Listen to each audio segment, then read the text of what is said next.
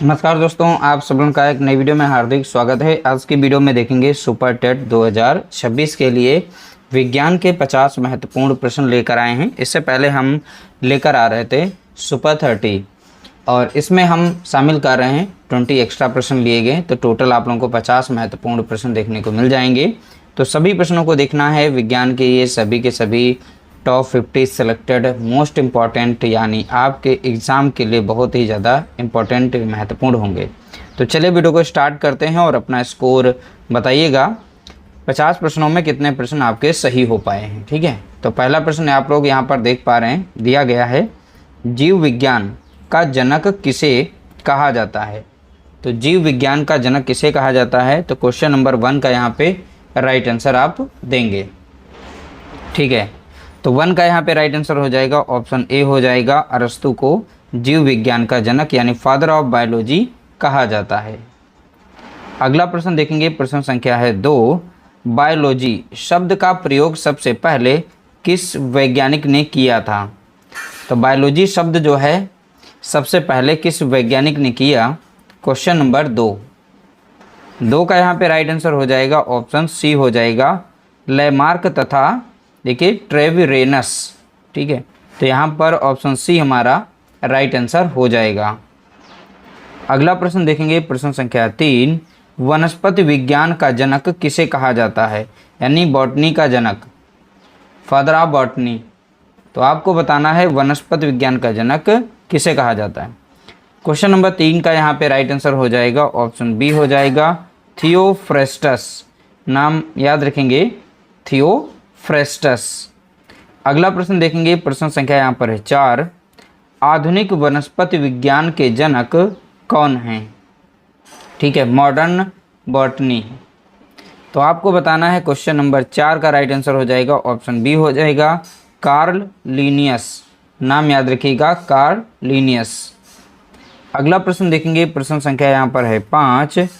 प्रतिरक्षा विज्ञान का जनक किसे कहा जाता है, यानी इम्यूनोलॉजी। ठीक है, हिंदी में प्रतिरक्षा विज्ञान के नाम से जानी जाती है। तो क्वेश्चन नंबर 5 का यहाँ पे राइट आंसर देखेंगे ऑप्शन डी हो जाएगा, एडवर्ड जेनर। ठीक है, यानी टीके की खोज किसने की थी, तो आप बताएंगे एडवर्ड जेनर ने।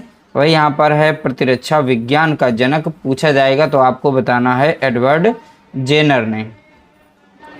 अगला प्रश्न देखेंगे, प्रश्न संख्या 6। आनुवांशिकी का जनक किसे कहा जाता है, यानी जेनेटिक्स, फादर ऑफ जेनेटिक्स किसे कहा जाता है। क्वेश्चन नंबर 6 का यहाँ पे राइट आंसर हो जाएगा ऑप्शन बी हो जाएगा। सब आप लोगों ने पढ़ा होगा, ग्रेगर जॉन मेंडल। ठीक है, तो मेंडल यहाँ पर नाम देखने को मिल जाएगा। अगला प्रश्न देखेंगे, प्रश्न संख्या है यहाँ पर 7। आधुनिक आनुवांशिकी का जनक किसे माना जाता है। यहाँ आधुनिक लगा दिया, यानी मॉडर्न जेनेटिक्स का जनक किसे कहा जाता है।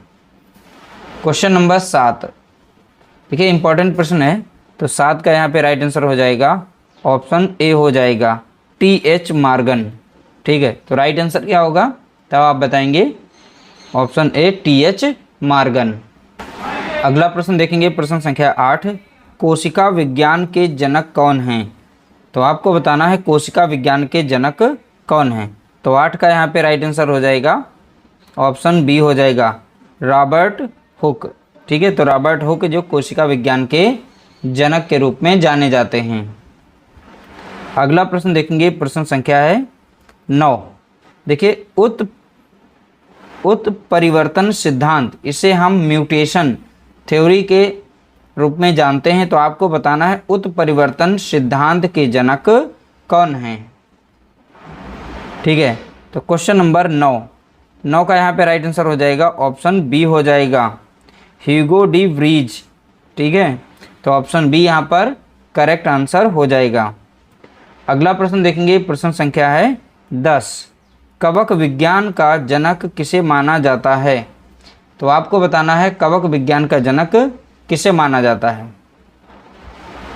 क्वेश्चन नंबर 10 इसका राइट आंसर हो जाएगा ऑप्शन ए, माइकेली। ठीक है, तो माइकेली यहाँ पर करेक्ट आंसर होगा। अगला प्रश्न देखेंगे, प्रश्न संख्या है 11। जीवाणु विज्ञान का जनक किसे कहा जाता है? तो जीवाणु विज्ञान का जनक किसे कहा जाता है? क्वेश्चन नंबर 11 का राइट आंसर देखेंगे। इसका राइट आंसर है ऑप्शन बी हो जाएगा, ल्यूवेनहॉक। ठीक है, ऑप्शन बी करेक्ट आंसर। अगला प्रश्न देखिए, भारतीय पारिस्थितिकी का जनक किसे माना जाता है? इंडियन इकोलॉजी, ये इंपॉर्टेंट है, इंडियन इकोलॉजी से संबंधित यहाँ पर प्रश्न पूछा गया। तो 12 का राइट आंसर देखेंगे तो ऑप्शन सी हो जाएगा, आर मिश्रा। ठीक है, तो राइट आंसर हो जाएगा आर मिश्रा। अगला प्रश्न, जीव विज्ञान की वह शाखा जिसमें जीवों के स्वरूप और उनके बाह्य आकार का अध्ययन किया जाता है। ठीक है, तो 13 का राइट आंसर यहाँ पर देखेंगे। इसका राइट आंसर हो जाएगा ऑप्शन डी हो जाएगा, आकार की, इसे मॉर्फोलॉजी कहते हैं। तो यहाँ पर एक शब्द जुड़ गया था, बाह्य आकार का अध्ययन। ठीक है, तो ये मॉर्फोलॉजी के अंतर्गत आता है। अगला प्रश्न देखेंगे, जंतुओं और पौधों की आंतरिक संरचनाओं का अध्ययन जीव विज्ञान की किस शाखा के अंतर्गत किया जाता है? तो यहाँ पर दिया गया है आंतरिक, एक इम्पॉर्टेंट शब्द है आंतरिक। आंतरिक संरचनाओं का अध्ययन जीव विज्ञान की किस शाखा के अंतर्गत किया जाता है? क्वेश्चन नंबर 14 का राइट आंसर हो जाएगा ऑप्शन ए। देखिए, इसे बोलते हैं शारीरिकी, यानी हिंदी में बोलते हैं शारीरिकी, बाकी इंग्लिश में बोलते हैं एनाटॉमी। देखिए, बाह्य जब अध्ययन की बात आए तो मॉर्फोलॉजी, जब इंटरनल ऑर्गन या इंटरनल स्ट्रक्चर की बात आए तो उसे एनाटॉमी कहते हैं। अगला प्रश्न देखेंगे, ऊतकों का अध्ययन जीव विज्ञान की किस शाखा में किया जाता है? ऊतक यानी टिश्यू। तो ऊतकों का अध्ययन जीव विज्ञान की किस शाखा के अंतर्गत किया जाता है? क्वेश्चन नंबर 15 का राइट आंसर हो जाएगा ऑप्शन बी हो जाएगा, औतकी। इसे हम हिस्टोलॉजी के अंतर्गत यहाँ पर ऊतकों का अध्ययन करते हैं। ठीक है, औतकी हिंदी में मिलेगा, बाकी इंग्लिश में मिलेगा हिस्टोलॉजी। अगला प्रश्न देखेंगे, रेशम कीट पालन और उनसे रेशम निकालने की विधि का अध्ययन क्या कहलाता है? क्वेश्चन नंबर 16 का राइट आंसर हो जाएगा ऑप्शन बी हो जाएगा, सेरीकल्चर। तो सेरीकल्चर यहाँ पर राइट आंसर होगा। अगला प्रश्न देखेंगे, प्रश्न संख्या है 17। ठीक है, मधुमक्खी पालन से संबंधित विभिन्न तथ्यों का अध्ययन क्या कहलाता है? 17 का राइट आंसर आप बताएंगे यहाँ पर।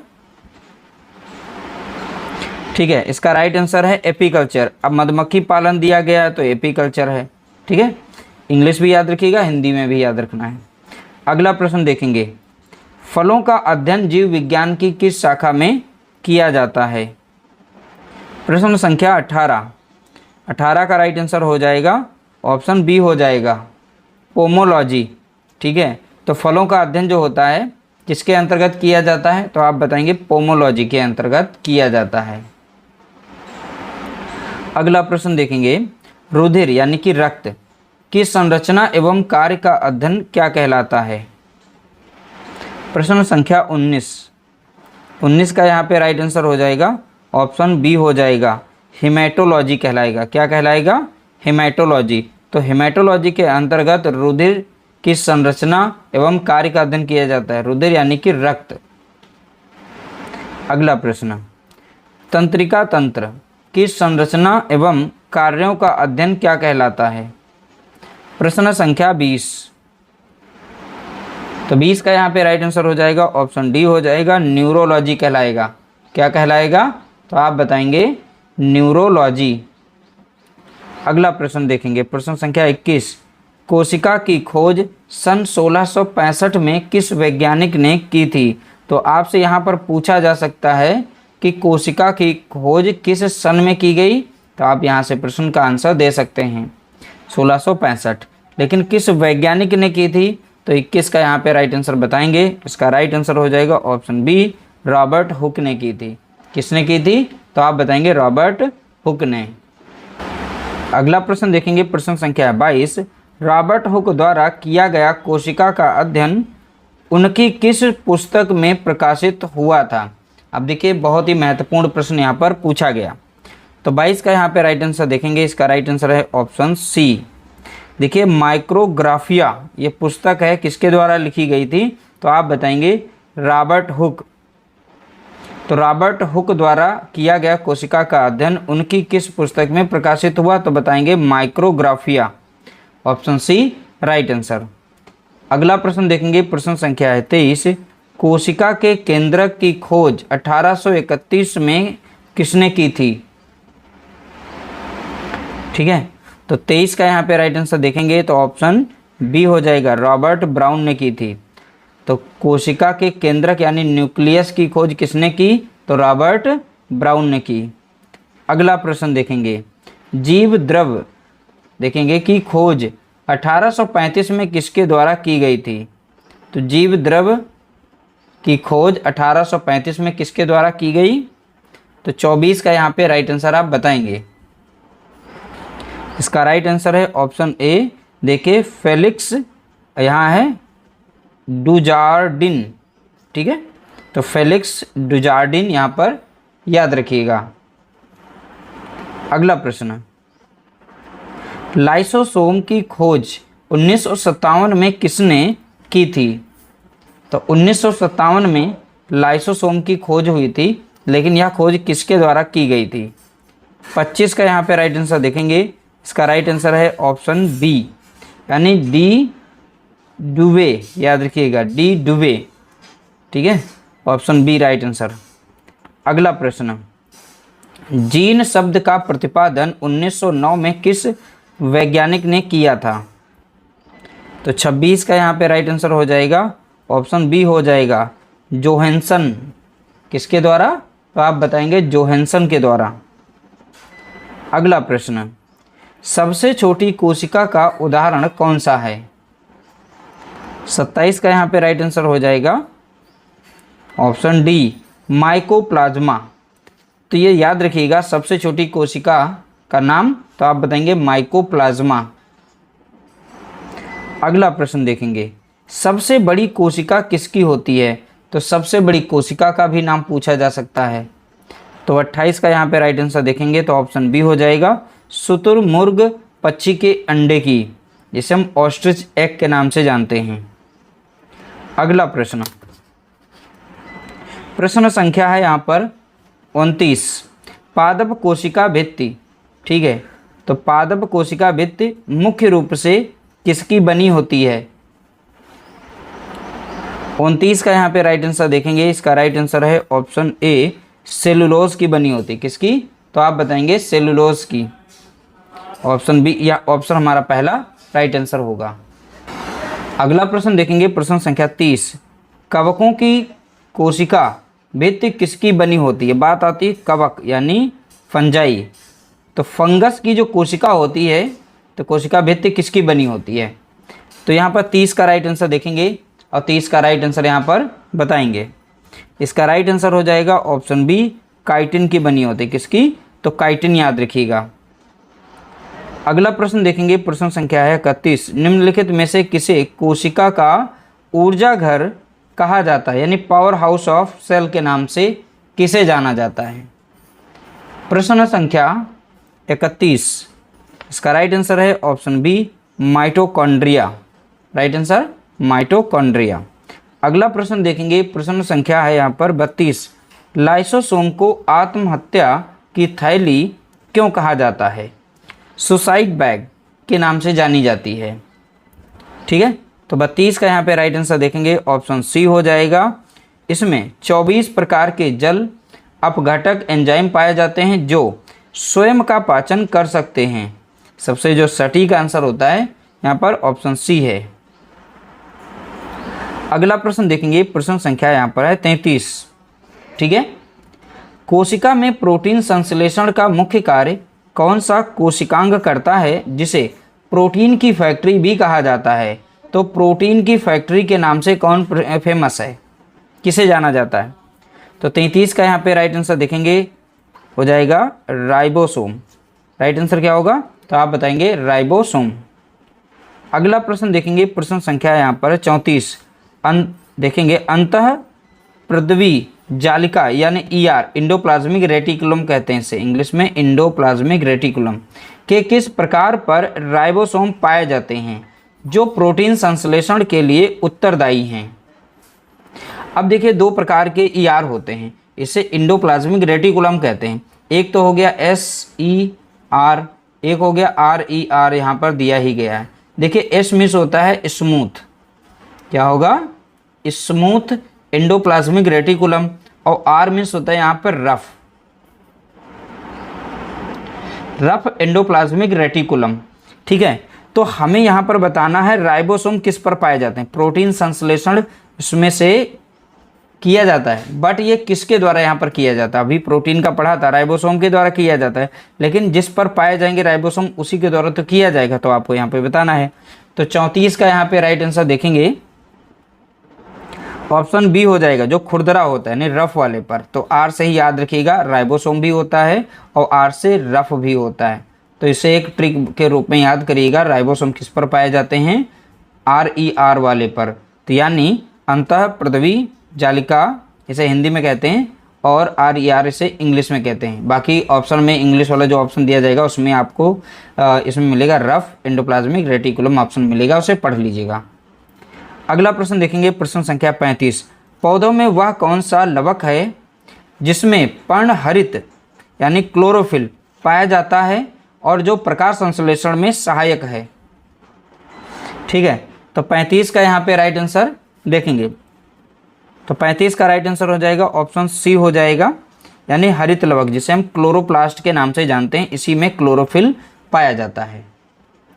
अगला प्रश्न देखेंगे, टमाटर का लाल रंग किसके वर्णक की उपस्थिति के कारण होता है, यानी किस पिगमेंट की उपस्थिति के कारण टमाटर लाल रंग का दिखाई पड़ता है। तो 36 का यहाँ पे राइट आंसर देखेंगे, इसका राइट आंसर हो जाएगा ऑप्शन सी लाइकोपीन। ठीक है, लाइकोपेन लिखा है बट याद रखिएगा लाइकोपीन देखने को मिलेगा, ऑप्शन सी राइट आंसर होगा। अगला प्रश्न देखेंगे, प्रश्न संख्या है 37।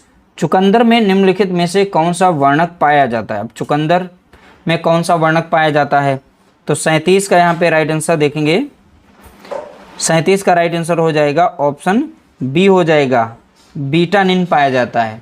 चुकंदर में क्या पाया जाता है, तो आप बताएंगे बीटानिन। अगला प्रश्न देखेंगे, प्रश्न संख्या 38। कोशिका का कौन सा अंगक वसा, कोशिका का कौन सा अंग वसा और प्रोटीन से समृद्ध होता है और इसे पौधों में, देखो यहाँ पर लिखा है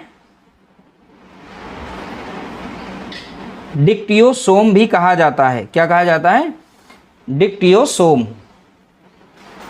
ठीक है, तो 38 का राइट आंसर बताएंगे, इसका राइट आंसर हो जाएगा ऑप्शन बी हो जाएगा, गोल्जी कॉय, यानी गोल्जी बॉडी के नाम से जाना जाता है, हिंदी में गोल्जी कॉय मिलेगा देखने को। अगला प्रश्न देखेंगे, प्रश्न संख्या है 39। कोशिका का कौन सा भाग कोशिका की समस्त जैविक क्रियाओं का नियंत्रण करता है, जिसे कोशिका का नियंत्रण कक्ष कहते हैं। देखिए यहाँ पर 39 का राइट आंसर आप बताएंगे, इसका राइट आंसर है ऑप्शन डी केंद्रक। देखिए कोशिका का नियंत्रण जो है किसके द्वारा किया जाता है, तो आप बताएंगे न्यूक्लियस के द्वारा किया जाता है, जिसे हम केंद्रक के नाम से जानते हैं। अगला प्रश्न देखेंगे, प्रश्न संख्या है यहाँ पर 40। गुणसूत्र का शीर्ष भाग क्या कहलाता है, तो 40 का यहाँ पे राइट आंसर बताएंगे, गुणसूत्र का क्रोमोसोम का शीर्ष भाग बताना है। तो 40 का यहाँ पे राइट आंसर हो जाएगा ऑप्शन बी हो जाएगा, टेलोमियर के नाम से जाना जाता है। किसके नाम से, तो आप बताएंगे टेलोमियर के नाम से जाना जाता है। अगला प्रश्न देखेंगे, वाटसन व क्रिक द्वारा डीएनए की द्विकुंडलीय मॉडल किस वर्ष दिया गया। ठीक है, तो ये डीएनए का डबल हेलिकल एक मॉडल तैयार किया गया था वाटसन व क्रिक के द्वारा। ये पूछा जाता है डीएनए का द्विकुंडलीय जो मॉडल है किसके द्वारा तैयार किया गया, तो आप बताएंगे वाटसन एंड क्रिक के द्वारा। लेकिन किस सन में पूछा गया, तो सन भी याद रखिएगा। 41 का राइट आंसर है ऑप्शन ए, 1953 में दिया गया था। कब दिया गया था, तो आप बताएंगे 1953 1953। अगला प्रश्न, वाटसन एवं क्रिक को उनके कार्य के लिए किस वर्ष नोबेल पुरस्कार दिया गया? इन दोनों को नोबेल पुरस्कार भी मिला, बट किस सन में मिला? ठीक है, तो 42 का यहाँ पे राइट आंसर देखेंगे। इसका राइट आंसर है ऑप्शन बी 1962 में। कब दिया गया नोबेल प्राइज? तो आप बताएंगे 1962। अगला प्रश्न, डीएनए के द्विकुंडलीय मॉडल का देखेंगे व्यास कितना होता है? व्यास बताना है कितना होता है। अब 43 का यहाँ पे राइट आंसर हो जाएगा ऑप्शन बी हो जाएगा। देखिए 20 एंगस्ट्रॉन होता है। तो कितना होता है? तो आप याद रखिएगा 20 एंगस्ट्रॉन। अगला प्रश्न देखेंगे, डीएनए में कौन सा नाइट्रोजनस क्षार नहीं पाया जाता है जो केवल आरएनए में पाया जाता है? तो 44 का यहाँ पे राइट आंसर देखेंगे। इसका राइट आंसर हो जाएगा ऑप्शन सी हो जाएगा, यूरेसिल। यूरेसिल केवल आरएनए में पाया जाता है। ठीक है, डीएनए में यूरेसिल नहीं पाया जाता है। बाकी थाइमिन, एडेनिन और साइटोसिन एक होता है ग्वानिन। तो ये चार जो होते हैं डीएनए में पाए जाते हैं, और यूरेसिल जो होता है आरएनए में पाया जाता है। इसलिए इंपॉर्टेंट बन जाता है, यहाँ से पूछा भी जाता है इसमें से कौन सा, ठीक है, जो नहीं पाया जाता है। अगला प्रश्न देखेंगे, डीएनए अणु में देखिए यहाँ पर एडेनिन यानी ए से रिप्रेजेंट किया जाता है, हमेशा किसके साथ बंध बनाता है, यानी बॉन्ड बनाता है। पेयरिंग होती है ना इनकी डीएनए में, तो याद रखिएगा। तो 45 का यहाँ पर राइट आंसर आपको बताना है। इसका राइट आंसर हो जाएगा 45 का ऑप्शन ए हो जाएगा, थामिन के साथ। तो यहाँ पर ए जो है टी के साथ बॉन्ड बनाता है। अगला देखिए, कुल कोशिका आरएनए का लगभग 80% भाग कौन सा आरएनए होता है जिसका जीवन काल लंबा होता है? ठीक है, तो 46 का यहाँ पे राइट आंसर देखेंगे, ऑप्शन सी हो जाएगा आरएनए। ऑप्शन सी हमारा राइट आंसर होगा। अगला प्रश्न, प्रोटीन संश्लेषण का केंद्रीय सिद्धांत 1958 में किस वैज्ञानिक ने प्रतिपादित किया था या किसके द्वारा दिया गया था? ठीक है, तो 47 का यहाँ पे राइट आंसर देखेंगे, तो ऑप्शन बी हो जाएगा, क्रिक के द्वारा। किसके द्वारा? क्रिक के द्वारा। अगला प्रश्न, डीएनए अणुओं के क्षारक क्रम द्वारा एमआरएनए अणुओं के क्षारक क्रम के निर्धारण की क्रिया को क्या कहते हैं? 48 का यहाँ पे राइट आंसर देखेंगे। 48 का राइट आंसर हो जाएगा ऑप्शन ए हो जाएगा, अनुलेखन। इसे हम ट्रांसक्रिप्शन के नाम से जानते हैं। अगला प्रश्न देखेंगे, प्रश्न संख्या है 49। एमआरएनए के क्षारक क्रम में प्रोटीन अणुओं के निर्माण की क्रिया क्या कहलाती है? तो यहाँ बोला गया है प्रोटीन अणुओं के निर्माण की यहाँ पर प्रक्रिया को क्या कहा जाता है, किस नाम से जाना जाता है? तो 49 का राइट आंसर है ऑप्शन बी हो जाएगा। इसे हम स्थानांतरण या अनुवादन या इंग्लिश में कहेंगे ट्रांसलेशन के नाम से जानते हैं। किसके नाम से? तो आप बताएंगे ट्रांसलेशन के नाम से। अगला प्रश्न देखेंगे, प्रश्न संख्या है 50। सबसे छोटा और घुलनशील आरएनए कौन सा है जो अमीनो अम्ल को राइबोसोम तक लाता है? इंपॉर्टेंट प्रश्न। तो 50 का यहाँ पे राइट आंसर देखेंगे, और इसका राइट आंसर हो जाएगा ऑप्शन बी हो जाएगा, टीआरएनए। ठीक है, हर एक प्रश्नों को अच्छे से पढ़ना है। अगर एक बार में समझ ना आए तो आप इस वीडियो को 2 बार रिवाइज कर सकते हैं। ये सभी के सभी महत्वपूर्ण प्रश्न थे, और मिलते हैं हम एक नेक्स्ट वीडियो में इंपॉर्टेंट प्रश्नों के साथ। तब तक के लिए नमस्कार, जय हिंद, जय भारत।